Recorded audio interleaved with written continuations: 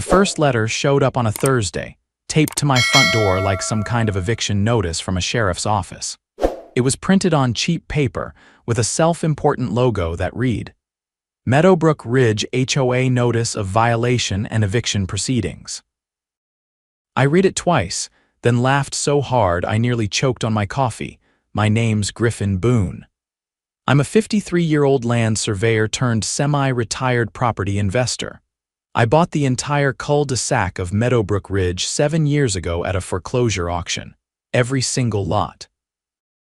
All 13 houses. I leased 10 out, live in one, and use the other 2 for short-term rentals. So when this so-called HOA claimed I had 90 days to vacate the premises or face legal consequences, I knew something stank worse than the sewage backup in Lot 3 last summer. The ringleader of this circus, a middle-aged woman named Amanda McKinney. Platinum blonde bob, tennis skirts every day of the week, and a voice like a blender full of gravel. She showed up on my porch the very next morning, flanked by 2 other wannabe authority figures, some guy with a clipboard named Trevor, and a woman named Denise, who wore a neck brace even though I'd seen her running last weekend. Amanda didn't even knock. She just jabbed her acrylic nail against my Ring camera and shouted, "Mr. Boone, this is your final warning. The HOA has voted. You are in flagrant violation of our covenants and bylaws." I opened the door slowly, holding my mug like I had all the time in the world. "Amanda, I own this land. All of it. You're standing on my porch, on my lot, on my street." She scoffed, like I'd insulted her fake pearls. "Griffin, just because you think you own the property doesn't mean you're above Meadowbrook Ridge standards. You're in breach of Code 3.1 improper yard maintenance. And your tenant on Lot 7 has a commercial vehicle. That's strictly forbidden." Trevor nodded like he understood law. "We've already sent notices. This is your last opportunity to comply," I grinned. "And I'm giving you your last opportunity to get off my property before I call the sheriff." Amanda crossed her arms, clearly trying to look intimidating. "We have the authority to remove you. The board voted unanimously." I stepped forward. "Amanda, there is no legal HOA here. The original dissolved in 2015. You can't just slap together a fake board and start evicting people from land you don't own." She didn't blink. "We reformed it. We had enough signatures." "You had signatures from tenants. Tenants don't get to form HOAs. And guess who owns every lot here?" Her lips twitched. "You're bluffing." I went back inside, came out with a thick folder and dropped it onto my porch table. Inside were title deeds, tax records, and the original HOA dissolution document, all notarized, all legal.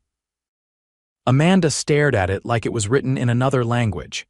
"We'll see about this," she hissed. "You've been warned." Then she turned on her Skechers and marched off like she owned the place, but I knew better because I did. The first real escalation came the following Tuesday, just after sunrise. I was in the garage swapping out a carburetor on my '72 El Camino when I heard the unmistakable grind of construction equipment. I walked out to the street, wiping grease off my hands, and there it was, a rented Bobcat loader scraping up the edge of the main road, tearing into the curbside like it had a vendetta against concrete. Behind it stood Amanda, arms crossed behind her back like a general surveying her troops. She barked something to the operator, a lanky kid in a neon vest who clearly had no clue what he'd been dragged into. I didn't need to ask what was happening. I'd seen enough HOA land grabs to recognize it. They were trying to build a gate, a literal iron gate across the entry of the cul-de-sac. Right across my private road, I walked up behind her slowly. "You planning to ask the owner before you turn his street into a medieval checkpoint?" Amanda turned, her expression smug. "This is necessary for community safety. We've had reports of unauthorized vehicles." The board approved installation of a security gate. The board doesn't own the land. We have a right to protect our neighborhood. The easement allows for reasonable improvements. "There is no easement. This isn't public access. You're on a privately platted road that's recorded under my LLC. You're trespassing, Amanda. We voted. The board has authority. You're about to have a lawsuit instead." She looked over her shoulder and signaled to Denise, who was standing beside a folding table topped with clipboards and a box of yard signs. "Griffin," Amanda said, "the community wants this. You're the only one standing in the way." I stepped closer, dropping my voice. "You're orchestrating unauthorized construction on private property. You're endangering your little operation." Amanda didn't respond. Instead, she spun on her heel and walked straight to a man in a gray suit who just stepped out of a black sedan. He looked like every bottom-feeder real estate attorney I'd ever run into: slicked hair, too much cologne, and a briefcase that probably hadn't carried anything but paper threats in years. He introduced himself as legal counsel for Meadowbrook Ridge HOA. I didn't shake his hand. "You're building an unauthorized structure on land you have no legal claim to," I said. "I hope you've got liability insurance." He gave me a thin smile. "My clients believe they have an enforceable right to make improvements for the safety of residents. You'll find this is a common provision in community governance. Your clients don't own the property, and they're not a registered HOA under Texas law," I said. "Check the county records. There's no governance filing, no CCRs with legal standing. You're representing a ghost." He handed me a cease and desist letter like that was supposed to scare me. I took it, glanced at the boilerplate nonsense, and said nothing. Instead, I walked back to my truck, grabbed my phone, and called Deputy Sandoval at the county sheriff's office. The loader was still chewing up the road when the black and gold cruiser rolled in 15 minutes later. Deputy Sandoval stepped out, took one look at the concrete mess, and let out a slow whistle.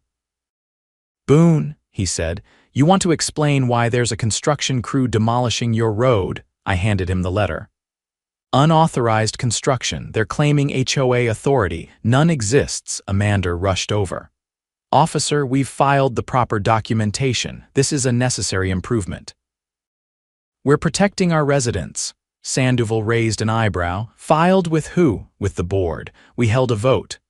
"Did you file a construction permit with the county?" She hesitated. "We didn't think one was required for minor adjustments." "It's just a gate." Sandoval turned to the Bobcat operator. "Cut the engine, now." The kid shut it down immediately. The silence that followed was delicious. "I'm going to need to see identification and a work order from whoever contracted this job," Sandoval said. "And if there's damage to private property, we'll be treating this as criminal mischief." Amanda's mouth opened, then closed. Denise stepped forward, waving a clipboard. "These are community petitions. We had support." "Petitions don't override land ownership," Sandoval replied. "You're not a governing body. You're a neighborhood club with delusions of power." The crew packed up within the hour. The Bobcat was hauled off, the folding table disappeared, and Amanda's little army scattered like roaches. The best part? Sandoval took statements and photos. I saw him jotting down unlawful construction and trespassing in his report, but Amanda wasn't finished. The next morning, I received an urgent call from one of my tenants on Lot 5. His water had been shut off. No warning. No notice. I drove over and found a padlock on the valve box. A bright orange sticker had been slapped over it. "Service suspended by HOA non-compliance pending resolution." I called the utility company. They confirmed what I already suspected: they hadn't touched it. Someone had installed a lock themselves. That was sabotage. I filed a police report immediately. Then I called a locksmith and had every padlock on the cul-de-sac replaced with coded ones linked to my security network. I also installed trail cams at every utility access point. I wasn't about to let these lunatics tamper with infrastructure again. That same evening, I filed a restraining order request against Amanda, Denise, and Trevor.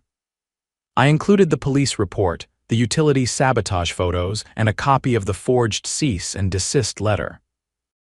I also sent copies to the district attorney's office with a formal complaint about fraudulent misrepresentation of authority. By Friday, the sheriff's office had issued a warning to Amanda, not an arrest yet, but enough to rattle her cage. She was told in no uncertain terms that any future interference with utility access or construction on my land would lead to criminal charges. She retaliated by trying to hold a community meeting in the park at the edge of the cul-de-sac. I watched from my porch as she set up folding chairs and passed out pamphlets labeled Emergency HOA Reorganization. I walked over, pulled out my phone, and asked, "Did you file a permit for this assembly?" Amanda narrowed her eyes. "It's a private gathering on public parkland, which requires a permit for groups over 10. You've got 20, one of the attendees stood up. "Wait, is that true?" I nodded. "You can check with the city permit office. I already did." Within 20 minutes, a city parks officer arrived and shut the whole thing down. Amanda fumed as her supporters filtered out, some of them clearly annoyed they'd been misled again. That night, I filed paperwork with the county clerk to formally reassert exclusive development rights for the subdivision.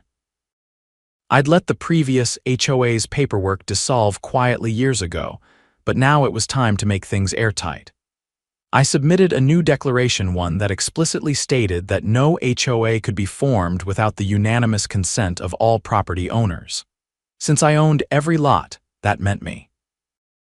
I wasn't just playing defense anymore. Amanda had tried to play queen of a kingdom she didn't own. Now she was going to learn what happened when you challenged the actual landlord. By the following Monday, I'd heard whispers. One of my long-term tenants, a quiet guy named Roll who worked swing shifts at the refinery, mentioned a clipboard had been passed around during the day while he was sleeping. When he asked what it was, a woman he didn't recognize told him it was a confirmation of support for the board's emergency action. She wouldn't let him read it, just told him to sign if he didn't want to get kicked out. That was all I needed to hear. I called my real estate attorney, Miss Patel, the sharpest mind in the county when it came to land use law. By the end of the day, we drafted a cease and desist letter specifically targeting Amanda's group for fraudulent misrepresentation and coercion of tenants. The language was precise. Any further collection of signatures under false pretenses would be treated as attempted fraud, and we'd pursue both civil and criminal charges. But the real break came 2 days later when I got a call from a woman named Carla who lived in one of the short-term rental homes I owned. She was staying there while relocating from out of state, and she sounded nervous. "These people came to my porch last night, 2 women and a man. They said they were with the housing board and needed access to the property to inspect for lease violations. I told them I wasn't comfortable with that, and then they started taking pictures through the window." I felt my jaw clench. "Did you get any names?" "They gave me a card," she said. "It just says Meadowbrook Compliance Division, no phone number, just an email and a seal that looks fake." She texted me a photo of the card. The address on it didn't even exist. The seal looked like it had been copied from a clip art website. But the email domain matched the HOA's supposed website, a site Amanda had launched just a week ago, filled with vague promises about restoring order and reclaiming neighborhood pride. I forwarded everything to Miss Patel and called the sheriff's office again. This wasn't just trespassing anymore, this was impersonation of a regulatory agency. Deputy Sandoval swung by that evening with a plainclothes detective named Rivas. While they gathered statements from Carla, I pulled up the trail cam footage from the rental's porch. The 3 visitors were clearly visible: Amanda, Denise, and a third man I hadn't seen before, mid-40s, fit, wearing a polo shirt that said Community Enforcement. Rivas froze the frame and leaned in. "That guy works private security. He's not licensed for residential enforcement in this county. If they paid him to pose as code enforcement, that's criminal impersonation." It got worse. Rivas cross-checked the email domain from the card and found it had been registered under an alias using a VPN routed through Panama. That tipped the scales. The sheriff's office opened a formal investigation into Amanda's group for fraud, misrepresentation, and harassment.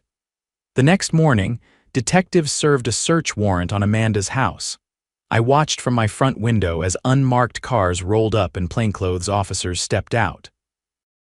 Within minutes, they were hauling out file boxes, a laptop, and a desktop tower. Amanda stood on her porch in a bathrobe, yelling about constitutional rights and deep state harassment. No one paid her mind. By noon, the news had broken. Local Channel 8 ran a segment titled, "Fake HOA Faces Legal Trouble After Alleged Fraud Scheme in Meadowbrook Ridge." They interviewed Carla, and even the utility company rep who'd confirmed the tampering. The story went viral in our county's real estate Facebook groups. I thought maybe, just maybe, that would be the end of it. But Amanda wasn't wired for surrender. 3 days later, I woke up to find my mailbox smashed. Not with a bat, no, that would have been too subtle. Someone had driven a vehicle into it, hard enough to leave tire tracks in the grass and shatter the concrete footing. I checked the camera footage. A minivan, plates covered, driver wearing a hoodie and gloves. I filed a report, but I already knew they wouldn't catch the driver. That wasn't the point.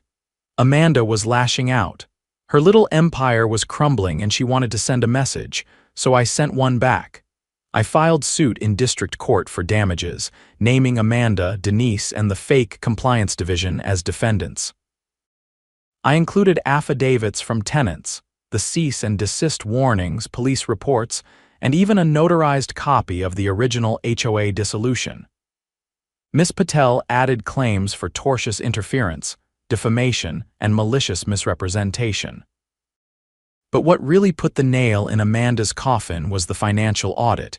Remember that fake HOA website she built?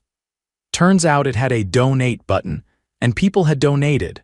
Over $9,000, according to the payment processor subpoenaed by the sheriff's office. That money wasn't in any official account. It had been transferred directly to Amanda's personal checking account over the course of 2 weeks. That meant wire fraud. Detectives arrested her on a Friday morning. She was led out of her house in handcuffs, barefoot, her bathrobe flapping in the wind as reporters swarmed the front lawn. Denise tried to block the cameras with a patio umbrella, but it only made the footage more ridiculous. The man in the community enforcement shirt was arrested later that day on charges of impersonating a public official and unauthorized security operations. The trial was fast-tracked thanks to the mountain of evidence. Amanda tried to argue that she believed she was doing what was best for the community, but the judge wasn't buying it. Especially not after seeing the donation records, the forged documents, and the security footage of her trying to enter homes under false pretenses. She took a plea deal, 18 months probation, a $5,000 fine, and a court order barring her from holding any leadership role in a residential association for 10 years. Denise got community service. The security guy lost his license, but my favorite part. The court ordered all of Amanda's fraudulent HOA materials, signs, cards, websites, even the stupid fake seal to be destroyed or permanently deleted. I watched as a county tech officer wiped her hard drives and physically shredded the signs in my driveway. After that, I held a block party. Real music, real food, real neighbors, no clipboards, no fake bylaws. People brought lawn chairs and coolers, roll grilled ribs. Carla brought a homemade peach cobbler that vanished in 10 minutes. Even Deputy Sandoval dropped by to say hello. I stood in the middle of the cul-de-sac, sipping a shiner, and took it all in. The street was mine again. Not just legally, spiritually. Amanda had tried to rule a kingdom without a crown, and she'd been exposed as nothing more than a petty tyrant with a printer and a grudge. And now, Meadowbrook Ridge was finally what I'd always intended it to be, a community. Not a courtroom. 2 weeks after Amanda's sentencing, the neighborhood finally settled into something resembling normal. For the first time since this whole circus started, I could walk my own property without seeing someone measuring my grass or pretending to inspect my recycling bins. But the damage they caused hadn't surfaced entirely, not yet. It started with a call from my insurance adjuster.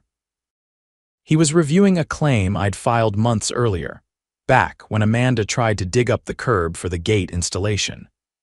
The city had fined me after a complaint was mysteriously filed claiming I'd approved unauthorized modifications to public right-of-way. I'd submitted evidence that I hadn't been responsible and the fine had been put on hold. Now, the adjuster had a question. "Griffin, do you have any idea why someone named Trevor Ellis filed a notarized addendum to your property's development plan with the county clerk's office back in March?" I leaned forward in my chair. "An addendum." It was submitted under the Meadowbrook Ridge Homeowners Association, listing him as acting secretary.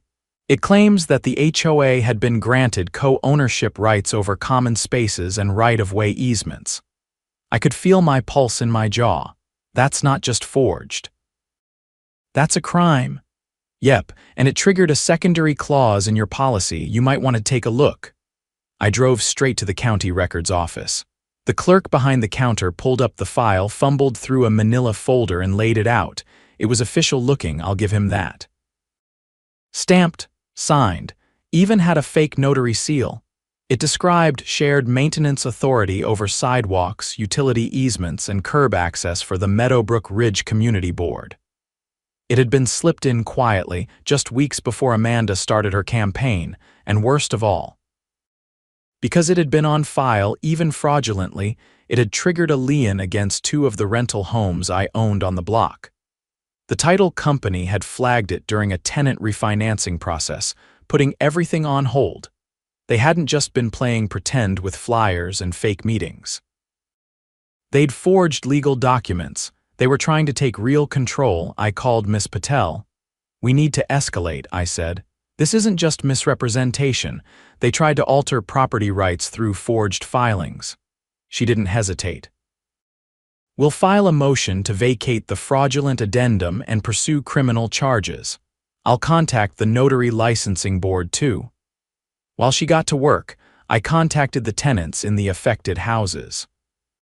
One of them, a nurse named Jeline, had received a letter in May from the so-called HOA warning her about non-conforming window treatments. She'd ignored it, but now it made sense. They were laying the groundwork for enforcement of rights they didn't actually have. The mail fraud charge alone was enough to bring the feds into the picture. When the district attorney's office saw the depth of the forged filing, they realized this wasn't just a local nuisance anymore. A federal investigator was assigned to work alongside the county prosecutor. They verified that the notary seal used on the document belonged to a woman who died 2 years earlier. Trevor had scanned and copied an old notary stamp from one of Amanda's deceased relative's storage boxes. That crossed the line from civil nonsense into full-scale felony. The federal investigator, a no-nonsense woman named Agent Lafferty, came to my house in an unmarked SUV. She wore jeans and a windbreaker and walked like someone who'd broken down doors before breakfast. "I've seen HOA scams before," she said, flipping through her notebook, "but I've never seen one this elaborate. They forged a land use document, used a dead notary's seal, and attempted to assume co-ownership of real property they had no stake in. They tried to evict me from land I own outright," I said. "They even shut off a tenant's water." "You've got a real racketeering case here," she replied. "If we can prove they collected money while impersonating a governing body and used that authority to alter legal filings, this becomes wire fraud, mail fraud, and conspiracy to commit real estate fraud. We're going to seize everything connected to it." Within a week, subpoenas landed on Amanda's and Trevor's bank accounts. Denise was served a warrant for her laptop, which had been used to draft the fake documents. A grand jury was convened to hear the case. The feds weren't just looking for restitution, they wanted prison time. I testified under oath, presenting everything: the forged addendum, the emails, the security footage, the donation records, and the timeline of Amanda's rise to fake power. Agent Lafferty stood beside me, flipping through slide after slide. The jury didn't deliberate long. Trevor Ellis was arrested first. He was at a golf course just outside the county line, apparently trying to network his way into a new HOA board gig in another subdivision. The feds seized his laptop, tablet, and a thumb drive that contained drafts of several other fake filings for different neighborhoods. He'd been planning to replicate the scam elsewhere. Amanda's arrest came later that evening. This time, she didn't get the quiet dignity of a county detective. She was picked up by federal marshals in a grocery store parking lot while arguing with a cashier about expired coupons. Her mugshot made the news, again, but this time the charges weren't misdemeanors or probation-eligible offenses. They were federal: conspiracy, wire fraud, attempted theft of property through fraudulent recording, forgery of a government seal. At sentencing, the judge didn't hold back. "You weaponized bureaucracy to manipulate an entire neighborhood," he said. "You filed fraudulent legal documents with the intent to seize control of property you had no right to. You lied to tenants, forged signatures, and used a dead woman's identity to prop up your scam." Trevor got 4 years in federal prison. Amanda got 6. Denise took a plea deal and received 15 months in a federal halfway house, plus 5 years of supervised release. The court ordered restitution to be paid to the tenants who had been harassed, and to me for legal costs and damages, and the fraudulent addendum vacated. Permanently expunged from the county records. The following month I held a small ceremony, nothing big, just a few neighbors, some folding chairs, and a notary from the county clerk's office. We signed a new declaration that made it officially impossible for any HOA to be formed within Meadowbrook Ridge without the full and public consent of every property owner. I made copies for each tenant, laminated. I also had brass plaques installed on the street corners. Clean, simple, and mounted on concrete footings anchored 3 feet deep. Private road owned and maintained by Ridgeview Properties LLC. No HOA governance authorized trespassers will be prosecuted. I watched one of the remaining former board members walk past it a few days later. He didn't say a word, just kept his head down and walked faster. That's when I knew it was over. No more fake meetings. No more clipboard signatures. No more threats disguised as neighborly concern. The street was quiet again. For the first time in months, people waved without hesitation. Kids rode their bikes without being stopped for decorative violations. One of my tenants, a retired mechanic, started a weekend car club in his driveway. No one said a word because they finally understood you don't get to fake power. Not here, not in Meadowbrook Ridge, not on my